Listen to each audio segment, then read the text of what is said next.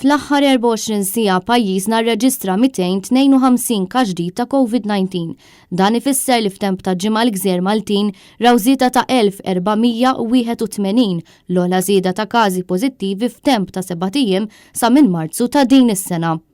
Il-Ministeru għas-Saħħa ħabbar ukoll il-persuni rikoverati l-isptar Mater Dei u li huma pożittivi għall-virus fl-aħħar sigħat żdiedu għal 42, żieda ta' 22 pazjent f'temp ta' jumejn.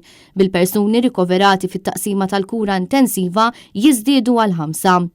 Din iż-żieda qawwija ta' każi f'qasir żmien qed tixħed piż enormi fuq is-servizzi kollha tas-saħħa b'sorsi li tkellmu ma' Net News jisħqu li hemm diversi wards fl-isptar Mater Dei li għandhom numru ta' pazjenti pożittivi għal Covid-19 bil-ħaddiema kull ma jmur mhux ilaħqu max-xogħol. Dan filwaqt li inevitabilment persuni li kellhom appuntamenti l-isptar għal xi interventi dawn l-appuntamenti ġew posposti. Il-pressjoni mhux biss qed tiżdied fuq it-tobba u l-infermiera iżda anke fuq it-taqsima tal-contact tracing u l-call center tal-111 li mhux ilaħqu mad-domanda. Dan kollu filwaqt li fl-aħħar 24 siegħa fortunatament fiequ 80 persuna mill-virus u ma ġiet irrappurtata ebda mewta kaġun tal-pandemija sabiex bekk il-vittmi baqgħu jammontaw għal 471. Għaldaqstant il-każi attivi f'pajjiżna żdiedu għal 2190. Inevitabilment huma bosta l-persuni li kaġun ta' din iż-żieda qawwija ta' każi spiċċaw kellhom il-pjanijiet tagħhom imħarbta.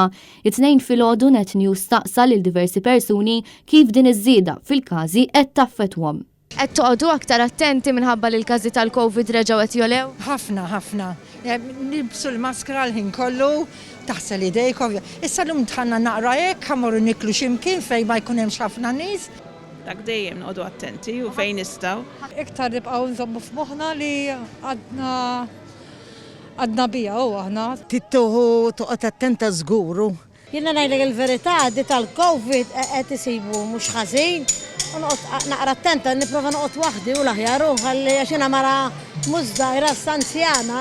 Intant il-Covid Action Team tal-Partit Nazzjonalista appella l-aktar trasparenza mill-Gvern fid-deċiżjonijiet dwar il-pandemija u insista li għandna nantiċipaw il-firxa tal-varjant Omikron f'pajjiżna għaliex il-wasla tal-varjant il-ġdid fil-Gżejjer Maltin mhux kwistjoni ta' jekk imma ta' meta. Għaldaqstant appellaw dwar l-importanza ta' contact tracing aktar effiċjenti u t-testjar mingħajr dewmien. Il-Partit Nazzjonalista insista li jkunu assigurati miżuri ta' skrutinju fl-ajruporti u l-portijiet, filwaqt li appella sabiex il-wage supplement ikun estiż sa mill-lanqas sa Marzu, partikolarment għal setturi li qed jintlaqtu għal darb'oħra. Il-Partit Nazzjonalista spjega li jekk il-Gvern ma jridx joffri suppliment tal-pagi estiż għandu tal-anqas jikkunsidra li jieħu l-proposta tal-Oppożizzjoni Nazzjonalista li titnaqqas il-VAT għal 7%.